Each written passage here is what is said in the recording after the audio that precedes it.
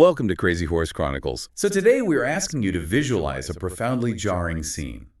Imagine a polite, highly civilized, velvet-seated theater on the East Coast of the United States. It's the late 1870s. Right, the audience is sitting under the warm, hissing glow of those old gas lights. Exactly. And out onto the stage walks this famous frontiersman.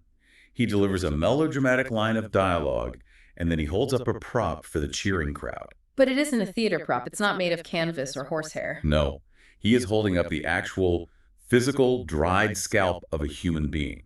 A Cheyenne warrior that he had personally killed in a dusty skirmish on the plains just weeks prior. It is, frankly, the ultimate collision of blood-soaked reality and packaged entertainment. And before we unpack exactly how that moment came to be, a quick note for you, our listener, regarding how we build this program. Right, we want to be fully transparent. Exactly. This deep dive is produced with the assistance of AI, including the voices of myself and my co-host that you're hearing right now. But the research, the historical sources, the analysis, and the editorial judgment behind every single thing we discuss today are entirely human. Yeah, the historical record we are pulling from is distinctly human, and our methodology remains the exact same as always. We put artifacts over orthodoxy. We stick at supported facts, primary documents, original orders, photographs, physical evidence, and we closely examine the reported legends against that record. And today, we need that methodology more than ever, because we are dismantling the life, the times, and the relentless myth-making machinery of William F. Cody. The man the world knows as Buffalo Bill. Yeah. We are tracking how one man essentially killed the physical reality of the American West and then wore its skin for profit. To understand the staggering scale of the Buffalo Bill machinery, you really have to look at the baseline environment that forged the man. And that environment was defined by chaotic, unpredictable violence. We're talking about his birth on February 26, 1846. But the historical record immediately presents us with some really muddy waters here. Yeah, it does. If you look at the primary sources, there is a distinct contradiction about his exact origins, which we should acknowledge right up front. Right. Some sources firmly plant his birth in LeClaire, Iowa, emphasizing this hardscrabble log cabin in Scott County. But then you look at other records, and they highlight that his family actually spent significant time in Ontario, Canada, specifically at Toronto Township, before they ever headed out to the Kansas Territory. Okay, let's unpack this right out of the gate. Why is there a contradiction about something as simple as where he was born? Is this early myth-making or just terrible 19th century record-keeping? What's fascinating here is that it's a combination of both. It's poor frontier documentation mixed with the later effort by his publicist to ensure his origin story sounded as authentically American frontier as possible. Which makes sense for his brand. Right. But regardless of the exact coordinates of his first breath, the defining geography of his youth was absolutely the Kansas Territory in the 1850s. His father, Isaac Cody, moved the family there right as the region was turning into a total powder keg. Because Isaac was an anti-slavery advocate. He was a Whig. He was. And for anyone who hasn't, taken a political science class recently, we should probably explain what that actually meant in 1850s Kansas. Yeah, what is the actual mechanism of that political tension? Well, the Whig Party at this time was essentially a coalition pushing for modernization, but they were deeply fractured over the issue of slavery.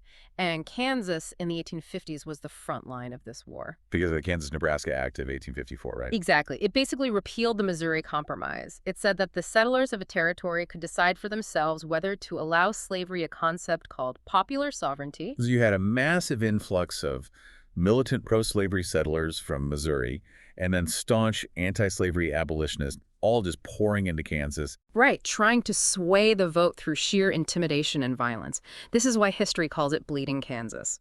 We aren't taking a side on the politics of the era. We're just forensically reporting that this was an active, violent conflict zone. And that bleeding was incredibly literal for the Cody family. In September 1854, Isaac Cody is invited to speak at Rively's trading post. Now, a trading post in this era isn't just a general store, it's the political town square, and Rively's is a known gathering spot for pro-slavery men. Right, so Isaac gets up and gives what is supposed to be a conciliatory speech. He essentially says, look, let's just let Kansans follow their consciences. He isn't aggressively attacking them. He's pleading for the democratic process. And the response from the crowd, a pro-slavery advocate jumps up and savagely stabs Isaac twice with a Bowie knife. Which is horrifying. And we have to be clear about the hardware here. A Bowie knife in the 1850s isn't a pocket knife.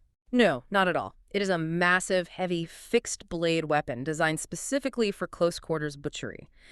Being stabbed twice with it is a catastrophic trauma, and this happens right in front of William, who was maybe 7 or 8 years old at the time. Hold on. The legend says that young William actually caught his father as he fell, like throwing himself over his bleeding body and daring the mob to harm him further. Yeah, that's the story. As a modern reader, I have to push back on the physics of that. A 7-year-old boy physically catching a collapsing, bleeding, full-grown man. Yeah, it is highly likely that this specific image of a small child physically holding up a falling man is an early embellishment. But the psychological reality of the event is undeniable. He was definitely present. Exactly. He witnessed a neighbor violently attempt to assassinate his father over politics. Isaac survived the initial attack, but he never fully recovered from those massive internal wounds. He faced constant harassment and raids from these thugs while trying to heal, and eventually died from respiratory complications related to the stabbing in 1857. Leaving William at 11 years old, suddenly the man of the house. So if we connect the psychology of that trauma to the rest of his life, it makes perfect sense. If you are growing up in a modern conflict zone where violence is just the daily weather, your survival instincts are forced into overdrive. Exactly. It conditioned him to view the world as a place where you have to be constantly in motion, constantly adapting, just to survive. Which leads directly to him seeking employment at age 11. And this brings us to one of the most famous foundation myths of his entire life, the Pony Express. Ah, yes. The legend of Cody's time with the Pony Express is an absolute cornerstone of the Buffalo Bill mythos. The story goes that a 14-year-old William Cody made this epic, heroic, death-defying ride. Right, galloping 76 miles from Red Butts to 3 crossings in the Wyoming Territory. Supposedly swapping exhausted horses, dodging hostile war parties, carrying the U.S. mail across the perilous frontier. It is an incredible cinematic image. And the sources treat it as Cody's own thoroughly debunked claim. We just have to state plainly to you right now, the great legend of Buffalo Bill opens with a total lie. A complete fabrication. The historical record shows that during the 19 months the Pony Express was actually operating, which was April 1860 to October 1861, William F. Cody was sitting in a classroom. He was attending school in Leavenworth, Kansas. Right. The logistics of the real Pony Express were incredibly strict. It was a massive relay system with stations every 10 miles. Riders were small, wiry teenagers who carried a specialized lightweight leather saddle cover called a mochila, which held the mail. It was grueling, highly specialized work, and Cody simply wasn't out there doing it. No. But as with all enduring myths, there's a microscopic kernel of truth buried beneath the embellishment. Right. At age 11, right after his father died, he did work for the transport firm of Russell, Majors, and Waddell. Which was a massive freight and logistics company that eventually became the parent company of the Pony Express. But his job wasn't a 76-mile relay through hostile territory. He was a local messenger boy. He carried administrative messages on a horse from the firm's office in Leavenworth to the local telegraph station. A total distance of 3 miles. 3 miles of relatively safe municipal riding. It is the 19th century equivalent of a mailroom clerk. This is exactly like a modern influencer padding their resume. Imagine someone aggressively claiming they were a founding code-writing engineer at a famous Silicon Valley startup. When the historical reality is they did a 3-week high school internship sorting mail in the lobby. Exactly. If the very foundation of his personal brand is fabricated, how does that flavor his psychology moving forward? It sets a dangerous and highly profitable precedent. Cody learns very early on that the public has absolutely zero interest in the mundane reality of a 3-mile mail run. They possess a massive appetite for the 76-mile epic. And he realizes that he is uniquely capable of feeding them that epic. But we shouldn't let these early fabrications trick us into thinking he was incompetent. When he actually got out onto the plains as an adult, his documented skills were terrifyingly legitimate. And those skills were quantified in 1867. This is where the name Buffalo Bill is literally forged in blood and commerce. Right. After serving with the Union during the Civil War, Cody finds himself back on the frontier. The Kansas Pacific Railway is aggressively pushing its iron tracks westward. To do this, they have an army of track layers, and those men require thousands of pounds of protein to keep working. So the railroad hires Cody as a meat contractor. His sole job is to hunt the American bison. And the scale of this hunting is difficult for the modern mind to grasp. By his own ledger, Cody killed over 4,200 bison in a span of about 18 months. Which is just staggering. It is. But here's a fascinating part. He wasn't the only man on the plains calling himself Buffalo Bill. It was actually a somewhat generic moniker for successful meat contractors. He had to legally and culturally earn the trademark. So in 1868, a massive contest is organized. A legendary shooting match between William Cody and another highly successful hunter named Bill Comstock. The goal is to determine once and for all who gets the exclusive right to the title Buffalo Bill. And the logistics of this match are deeply revealing about the technology of the era. It is an 8-hour contest. Comstock shows up equipped with a Henry repeating rifle. Let's explain the mechanics of these firearms because they entirely dictated the hunting strategies of these two men. The Henry is a lever-action repeating rifle.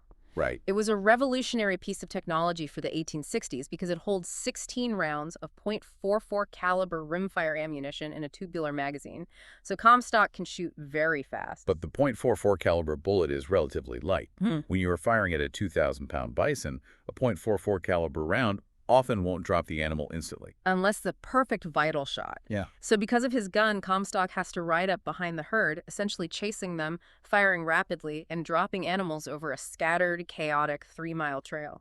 It's fast, but it's messy. Very messy. Cody, on the other hand, shows up with a wildly different weapon. He has a Springfield Model 1866. Which he actually named Lucretia Borgia, after the notorious Italian noblewoman, because it was beautiful but lethal. The Springfield 1866 is a breech-loading trapdoor rifle. It was essentially a Civil War musket that had been converted to fire a massive, heavy, centerfire metallic cartridge, specifically the 50-70 government round. So it's a single-shot weapon? Yes. You have to flip open the trapdoor, extract the brass, insert a new massive .50 caliber slug, close it, cock the hammer, and fire. It is much slower to reload than the Henry. But the kinetic energy of a .50 caliber slug is devastating. It will drop a massive bison in its tracks with one shot. Exactly. And because he has this slow but devastatingly powerful weapon, Cody develops what he calls a billiards strategy. He doesn't chase the herd from behind like Comstock. He rides his horse, Brigham, aggressively to the front of the stampeding herd. He aims specifically for the led animals. And this exploits a biological defense mechanism of the bison. Bison herds have a matriarchal and hierarchical structure. When the led animal suddenly drops dead, the rest of the herd doesn't just scatter. They instinctively stop, mill around, and circle the fallen leader in confusion. Cody called this nursing. By continually shooting the leaders with that heavy .50 caliber rifle, he forces the herd to stay in one tight, localized spot, dropping them like billiard balls gathering in a corner pocket. It is a masterclass in combining ballistics with behavioral biology.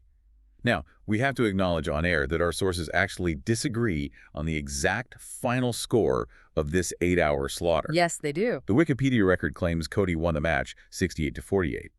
But the Scott County Historical Society puts the score much tighter, claiming it was 48-46. It raises an important question about how these frontier contests actually functioned, regardless of the exact tally. The match itself is the crucial mechanism here. Why are two men spending 8 hours shooting animals while people watch? Because these frontier contests were the 19th century equivalent of modern pay-per-view sports spectacles. They blended raw, brutal survival skills with public entertainment. Spectators placed wagers. It was a highly choreographed performance of mastery over the wild. Cody wasn't just doing a municipal job, he was performing his lethal expertise for an audience. And that very public performance catches the attention of the ultimate authority on the frontier, the U.S. Army. Cody transitions from meat contractor to chief of scouts for the 5th Cavalry. And we need to make it absolutely clear. Yeah. While he fabricated his childhood exploits, his skills as a military scout were entirely real and profoundly respected by his commanders. The sources detail a dispatch ride he made in 1868 that pushes the boundaries of human endurance. The Army needed critical intelligence moved across hostile territory immediately. Cody leaves Fort Larned, rides to Fort Zara, pushes on to Fort Hays, then to Fort Dodge, back to Larned, and finally back to Fort Hays. We are talking about a documented, verified ride of 350 miles in 58 hours. Which is practically superhuman. Let's ground that in physical reality for you listening. Think about what 58 hours of nearly continuous horseback riding does to the human spine. The knees, the thighs, the chafing, the severe dehydration. Navigating by the stars across a featureless plain, constantly scanning the horizon for hostile war parties. You are changing exhausted horses at isolated outposts, grabbing a handful of food and getting right back in the saddle. In fact, his final horse broke down, and he had to walk the last 35 miles on foot. It is an unfathomable display of physical stamina and tactical navigation. And it was for this documented gallantry, going above and beyond the call of duty during various campaigns, that William F. Cody was awarded the Medal of Honor in 1872. But the bureaucratic machinery of Washington, D.C. rarely respects the dirt and blood of the frontier. In 1917, literally days before Cody's death, the U.S. government convened a review board to revise the standards for the Medal of Honor. They decided retroactively that you had to be an officially commissioned officer or an enlisted soldier to hold the medal. Because Cody was technically contracted as a civilian guide, his medal, along with 910 others, was revoked, stripped from his record with the stroke of a pen. It was a devastating administrative blow. And it wasn't until 1989, after a massive campaign led by his grandson and Wyoming Senator Alan Simpson, that the medal was finally restored to Cody's record. The legal argument they utilized was incredibly shrewd, though.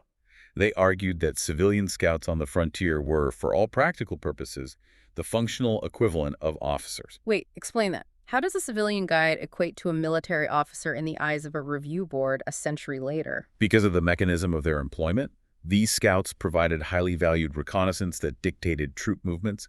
They put themselves in the exact same line of fire, engaged in the exact same combat. And crucially, they were given officer-level pay. Exactly. The Army paid them highly to retain their specialized knowledge of the terrain and Native American tactics knowledge the standard cavalrymen rotating in from the east simply didn't possess. It totally exposes the fluid, chaotic nature of the frontier. You are riding with the cavalry, getting shot at by the exact same adversaries, eating the same terrible rations, bleeding into the same dirt. But because you signed a different piece of paper back at the fort, a bureaucrat half a century later sitting in a comfortable office decides you aren't a real soldier. Exactly. The military command on the ground in the 1870s knew exactly how valuable Cody was, and they didn't just use him for tactical combat, they used him for high-level public relations. Which brings us to a massive inflection point in the creation of the American myth, January 1872. General Phil Sheridan wants to demonstrate the Army's absolute control over the newly pacified plains. So he organizes a highly publicized, lavish buffalo hunt in Nebraska at Red Willow Creek for international royalty. Specifically, the Grand Duke Alexis, the fourth son of the Russian Tsar. This isn't just a hunting trip. This is a massive geopolitical flex. Look at the cast of characters Sheridan assembles out there on the freezing plains. You have Cody acting as the chief guide. You have Lieutenant Colonel George Armstrong Custer acting as the charismatic co-host. And let's clarify Custer's rank here. He is widely referred to as General Custer, but that was a brevet rank, a temporary honorary promotion given during the extreme circumstances of the Civil War. Right. By 1872, his actual permanent rank in the regular army was lieutenant colonel. Good clarification. Yeah. So you have Cody, you have Custer, you have a Russian duke. But here is the most surreal part. Sheridan also brings in 600 of Spotted Tail's Lakota people. They set up camp right alongside the U.S. cavalry. The Lakotas are actively cooperating. They're performing traditional dances for the Duke. They are demonstrating traditional horseback bow and arrow hunting techniques on the bison. Let's look at the dark irony of this mechanism. You have Native Americans who are actively being subjected to a brutal military campaign to force them onto reservations, being hired by that exact same military to perform their traditional ways of life for the entertainment of a European aristocrat. And it is all being facilitated by the military's most famous scout. I look at the logistics of this camp, the champagne on ice, the fine china, the choreographed dances, the staged hunts, and I have to ask you, is this the exact moment the light bulb goes off for Cody? Is January 1872 the accidental prototype of the Wild West? Yeah. Did he stand there in the snow and realize that the violent, tragic reality of the West could be sanitized, packaged, and sold as a purely aesthetic experience? The evidence strongly suggests it was. Cody was a master observer. He saw firsthand how the visual aesthetic of the frontier, the fringed buckskins, the galloping horses, the intricate warbonnets of the native warriors, absolutely captivated outsiders. The Grand Duke was mesmerized. Exactly. Cody realized that the idea of the West was a highly exportable commodity. But at that moment, he didn't have the machinery to mass produce it. He was a scout, not a marketer. He needed a megaphone. And that megaphone arrives in the form of a man named Ned Buntline. Ned Buntline, whose real name was Edward Zane Carroll Jetson, was a prolific, heavily indebted dime novelist. We need to understand the media mechanism of the 1870s here. Right. Dime novels were cheap, Mass-produced paperbacks, printed on new steam-powered rotary presses? They were the equivalent of modern blockbuster superhero movies, highly sensational, cheaply consumed, and widely distributed. Buntline needed a new hero to write about, and he found Cody. In 1869, Buntline publishes a highly embellished serial called Buffalo Bill, the King of the Bordermen. It was a pure fiction, loosely draped over Cody's actual name. And overnight, Cody goes from being a respected local scout in Kansas to a literal household name across the eastern United States. But Buntline isn't satisfied with just print media. He pushes Cody to monetize this fame in person. In December 1872 in Chicago, Buntline hastily writes and stages a play called The Scouts of the Prairie. He convinces Cody to star in it as himself. Imagine the culture shock. You are a man who navigates by the stars and shoots bison for a living, and suddenly you are standing on a wooden stage in Chicago, wearing theatrical buckskins, trying to remember your lines under the blinding glare of gaslights. It was apparently a disaster, critically speaking. The theater critics absolutely eviscerated him. One reviewer famously called him a diffident schoolboy. Cody apparently froze, forgot his lines, and just awkwardly stood there grinning at the audience. But the mechanical failure of his acting didn't matter at all. The crowds went absolutely wild. Why? Because they weren't paying to see a good actor play a frontiersman.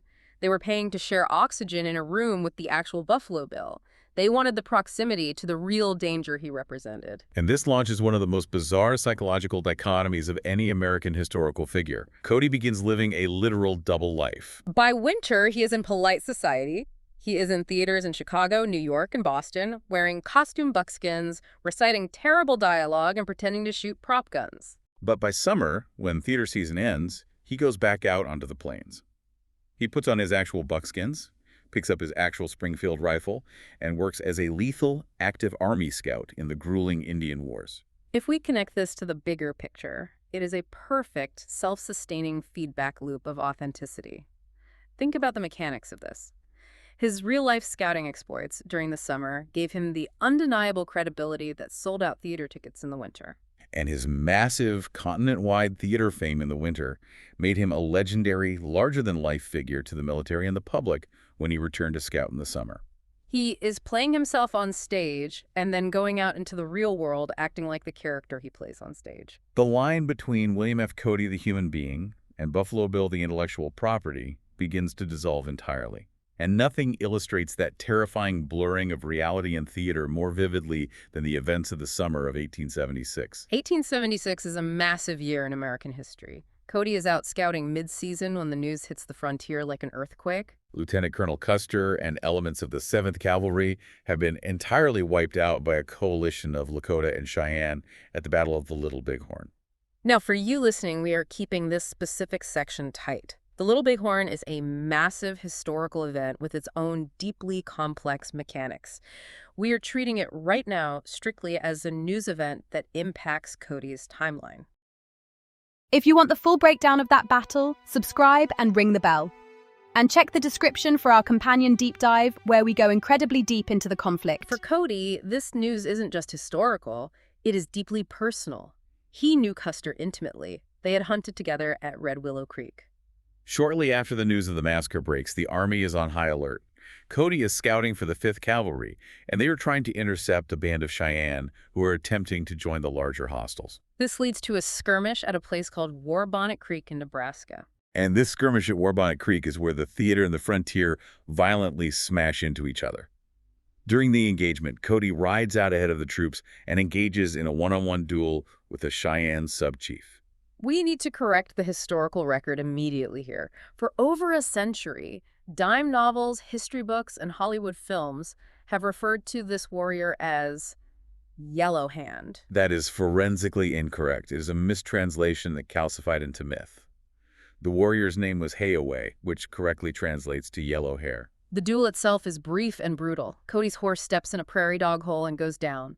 Cody fires his rifle, striking Hayaway in the leg and killing the warrior's horse. As they both hit the dirt, they fire at each other simultaneously. Cody's bullet strikes Hayaway in the head, killing him instantly. And what Cody does next is what cements his legend and his deeply problematic morality. He walks over to the dead man, he pulls out his knife, and he scalps him. He takes the scalp. He takes Hayaway's intricate warbonnet. He takes his shield, his gun, and his personal weapons. Here's where it gets really interesting and disturbing. I need you to understand what he does with these items. He doesn't just turn them over to military intelligence or put them in a personal trunk. Nope.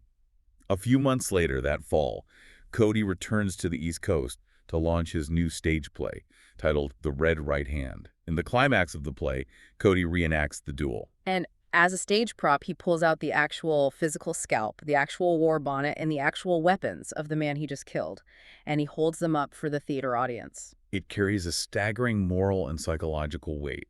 I have to push back on the audience reception of this. How does a polite, civilized theater audience in Boston or New York digest this?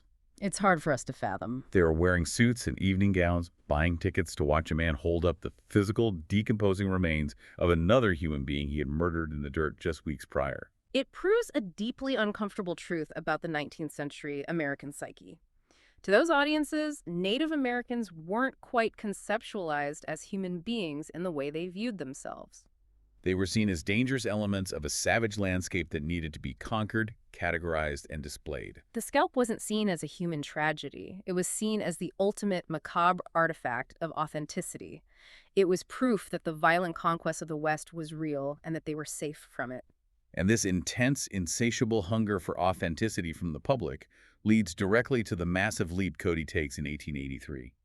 He realizes the confines of an indoor theater are too small for the myth he is building. So he leaves the stages behind, goes to North Platte, Nebraska, and launches an entirely unprecedented enterprise Buffalo Bill's Wild West. Notice the specific phrasing there.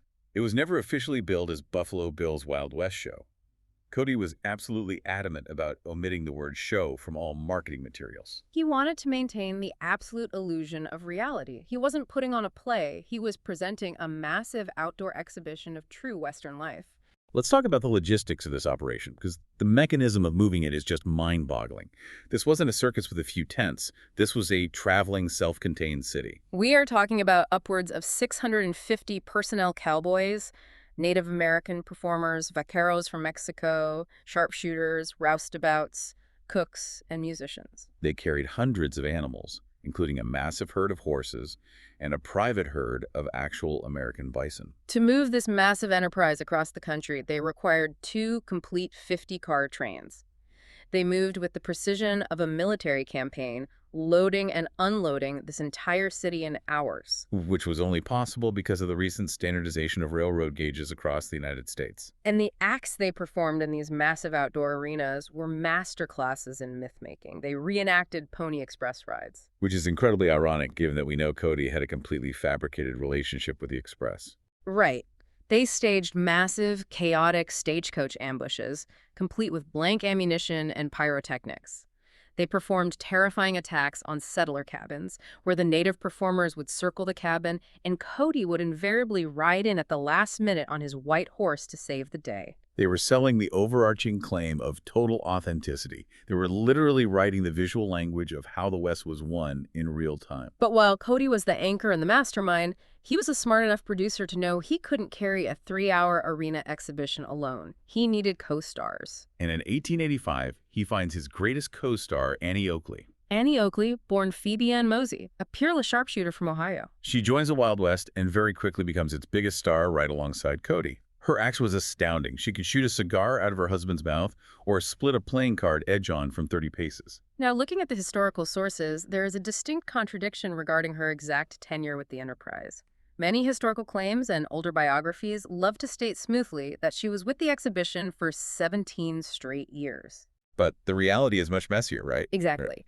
The primary documents show a tenure marked by breaks in her contract, disputes over billing, and severe injuries that pulled her away from the arena for extended periods. And we have to talk about the physical toll of this lifestyle, because in 1901, the reality of industrial America crashed into the Wild West. Literally. The trains are traveling through Lexington in Davidson County, North Carolina. Due to a catastrophic switching error, there is a horrific head-on collision between 2 steam locomotives. The physics of a steam train head-on collision are devastating. Over 100 of the show's horses were killed instantly or had to be euthanized on the tracks. Performers were severely injured. Annie Oakley was thrown through the air. Her spine was injured so badly it required multiple complex surgeries, temporarily paralyzed her, and forced her to leave the arena for years to recover. The trauma was so severe, it was reported her hair turned completely white shortly after the crash. But before that tragedy, during the height of her run, one of the most fascinating aspects of Oakley's time with the Wild West was her relationship with the native performers. Specifically, the legendary Lakota leader, Chief Sitting Bull. Sitting Bull was profoundly taken by her skill. Because of her small stature and lethal accuracy, he nicknamed her Watanya Cecilia, which translates to Little Sure Shot. They formed such a deep, genuine bond of mutual respect that Sitting Bull actually symbolically adopted her as his daughter. Which naturally brings us to Sitting Bull's own, deeply complex involvement with the Wild West. In 1885, Sitting Bull, the architect of the victory at the Little Bighorn, the most famous Native American leader alive, actually agrees to join Cody's tour for a single season. How does that mechanical arrangement even work? He defeated Custer, the military hunted him down, and now he's working for the military's most famous scout. Cody negotiated directly through the Bureau of Indian Affairs. Sitting Bull was paid $50 a week, which was an enormous sum at the time. Plus, he retained the sole rights to sell his autograph and photographs to the crowds, which he often just gave away to street urchins he saw in the cities. Let's stop and deeply examine the native performers in general, because this is the most thorny, morally complex issue of the entire Buffalo Bill narrative. How do we reconcile what is happening here? Is this blatant exploitation, or is it a vital opportunity? It is a profound paradox, and as historians, we must hold two opposing truths at once. On one hand, the historical record is very clear about the mechanics of their employment. Cody paid his native performers very well. He paid them wages equal to the white cowboys. He treated them with deep personal respect. He gave them a space to openly speak their languages, sing their traditional songs, and travel the world. Which was incredibly significant because of the Indian agent system, right? Explain the reality of a reservation in the 1880s. The reservation system was essentially an open-air bureaucratic prison. It was overseen by government-appointed Indian agents who wielded absolute tyrannical power. They controlled the food rations, the beef, the flour. They could starve a family for insubordination. They banned traditional dances and religious ceremonies. By signing a contract with Cody, these native performers were given a legal loophole to escape the horrific, oppressive conditions of the agents. Cody even actively advocated for their civil rights in the Eastern press, arguing that they were the original owners of the land. I understand the economic and physical relief, but on the other hand, we have to look at the psychological mechanism of what they were doing. Right, they're being paid to step into a dirt arena night after night and nightmarishly reenact their own cultural defeat. They are putting on war paint to perform the exact stereotypes. The savage, the aggressor, the villain attacking the innocent white cabin, for cheering crowds of the exact same white spectators whose government had just violently stripped them of their ancestral lands. It is a deeply unsettling, almost dystopian dynamic. It is. They were actively preserving their physical culture by commodifying it for the very people who destroyed it. It's a tragic, inescapable irony that sits at And the that very appeal heart was of not the Wild confined to the West's United appeal. States. In 1887, Cody decides the myth is globally viable. He loads the horses and the bison onto steamships, packs the trains, and takes the Wild West to London. It is Queen Victoria's Golden Jubilee year. And Victoria, who famously almost never attended public exhibitions, comes to watch. She doesn't just watch. During the Grand Review, as the American flag is carried into the arena by a rider, the Queen of England rises to her feet, and she bows to it. Sit with that. 11 years after the Little Bighorn, a century after the colonies broke from her grandfather's crown, the monarch of the British Empire stands and bows to a flag carried by a horseman in a show about a frontier that was still being violently taken while the audience applauded. Triumph. Cody effectively exports the concept of the American West and turns it into a global fantasy. He animated the frontier for the entire world. But the true, poignant climax of this massive myth-making machine happens a few years later, in 1893, back in the United States, in Chicago. The World's Columbian Exposition, the Chicago World's Fair, the White City. It is a massive celebration of human progress, technology, and industry. Cody wants to be part of it, but the fair organizers refuse to give him a cut of the gate receipts. So, in a brilliant mechanical business move, Cody just leases a massive plot of land directly adjacent to the main entrance of the fairgrounds. He sets up his arena there, Right. and he ends up playing to 3 million people that summer, completely siphoning off the fair's massive crowds. But the irony of 1893 isn't what is happening in Cody's arena. It is what is happening inside the fairgrounds at an academic conference called the World's Congress Auxiliary. Yes. A young, relatively unknown historian named Frederick Jackson Turner stands up at a podium and delivers a paper that becomes known as the Frontier Thesis. He points to the data from the recent 1890 census. That census revealed that the population of the United States had spread out so much that there was no longer a discernible frontier line. Turner declares that the defining mechanism of American history, the free land, the westward expansion, the struggle against the wilderness, is officially closed. The frontier is gone. It is the ultimate poetic irony. Think about the geography of that moment. Outside the gates, under the glaring stadium lights, William F. Cody is booming out this massive, romantic, violent animation of the myth of the West. Firing blanks and riding horses. Exactly. But a few hundred yards away, inside an academic hall, data is declaring that the physical reality of that West is completely dead. Cody was performing the Ghost of the Frontier at the exact historical second it passed away. He was the curator of a museum that the public thought was still a living landscape. And much like the actual frontier, Cody's own golden era of endless profit couldn't last forever. The decline of Buffalo Bill is a steep, painful, and legally complex one, and it accelerates with that horrific 1901 train wreck in North Carolina we discussed earlier. The physical devastation of the horses and the performers was terrible, but the financial devastation of the wreck was the beginning of the end. The immense costs of the destroyed train cars, the replacement animals, the lawsuits from injured performers, the lost revenue from canceled performances, it completely drained his liquid capital. And here is the flaw in the man. Cody, for all his brilliant showmanship, was a catastrophic businessman. He was a man who believed the money would never stop flowing. He invested wildly, and almost all of his investments failed due to poor management or outright fraud. He poured fortunes into gold and silver mines in Arizona that held absolutely no ore. He invested in a disastrous coffee company. He sank millions into developing the town of Cody, Wyoming, building massive hotels and irrigation projects that the local economy couldn't support. He was bleeding money from every artery. And when a massive cash-heavy enterprise starts failing, the financial predators circle. But they don't just use teeth, they use contracts. Enter Harry Tammen and Fred Bonfils. Tammen and Bonfils were ruthless, incredibly powerful men. They were the owners of the Denver Post newspaper, and they also owned their own traveling entertainment outfit, the Sells Floto Circus. They were deeply embedded in the mechanics of early 20th century media and entertainment monopolies. They see Cody's extreme financial desperation.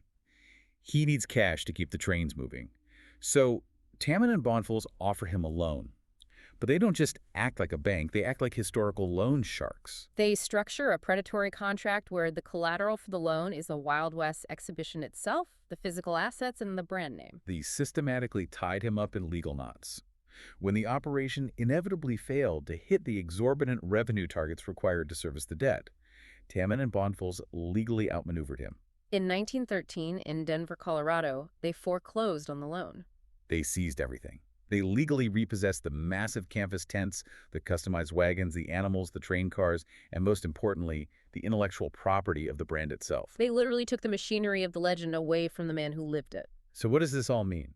It means the man who built an empire on the concept of rugged independence, who quite literally owned his own legend, became a legal captive to it.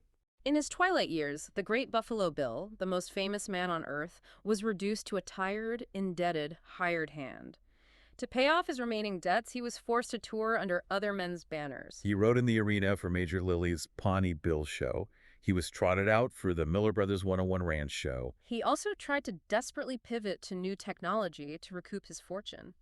In 1913, recognizing the rise of cinema, he formed the Kurdiluyev Cody Historical Pictures Company. He actually convinced the military to supply active troops to film massive, staged reenactments of the Indian Wars on camera. But the distribution mechanisms of early Hollywood were chaotic. The film failed to turn a profit, and it wasn't enough to save him. He spent his final days exhausted, aging, his kidneys failing, riding his horse in circles in dirt arenas he didn't even own.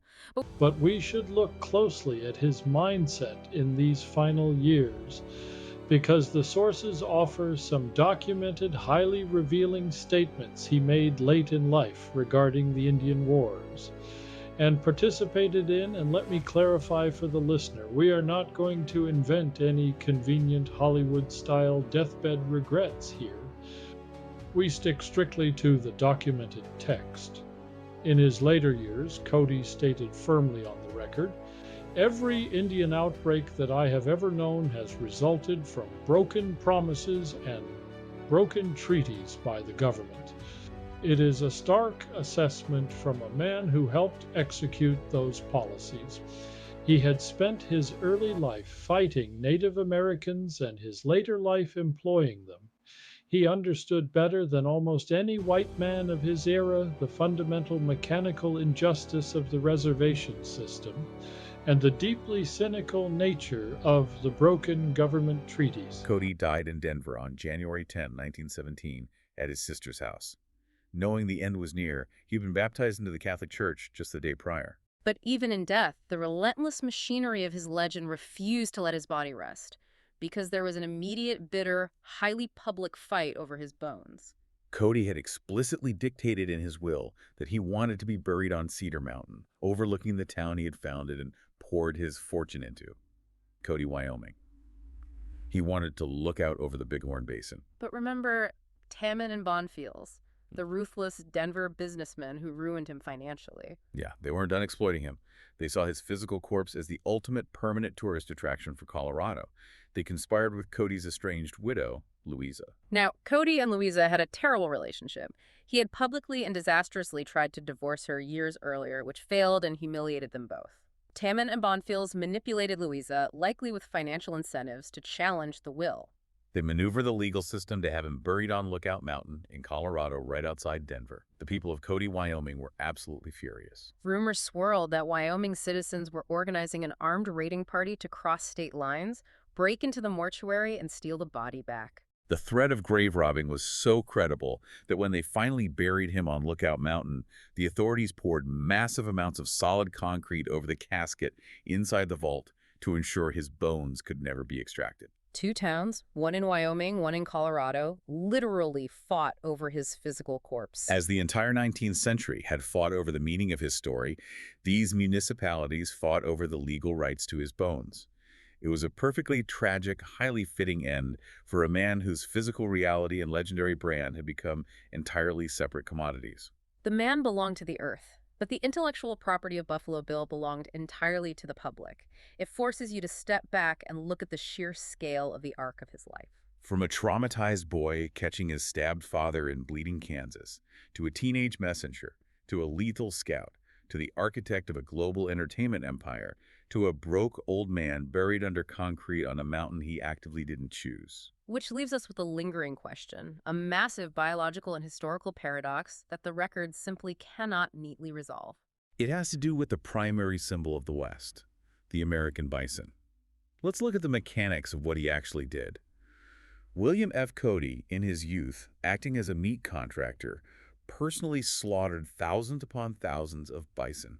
He was a highly efficient prime agent in pushing that magnificent species to the absolute brink of total biological extinction to feed the railroad crews that were literally carving up the frontier. He actively destroyed the very food source that sustained the Native American way of life. He was the vanguard of their annihilation. Yet, decades later, when the wild plains were fenced in, when the wild herds were virtually gone from the continent, where were the last remaining healthy bison? They were in his show. Buffalo Bill's Wild West exhibition became a primary, heavily funded breeding ground.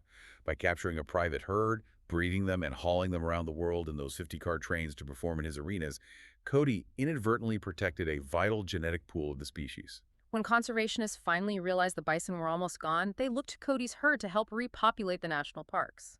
The man who utilized lethal ballistics to help wipe them out ultimately utilized entertainment logistics to ensure the survival of the bison species into the 20th century. It asks an incredibly heavy question of American history. Was the massive, artificial, profit-driven myth of the Wild West actually required to save the physical, biological reality of the West? Did the gaudy, theatrical illusion have to be born so the reality could survive the Industrial Revolution? It's something for you to mull over the next time you watch a Western film, or read a history book, or visit the sweeping plains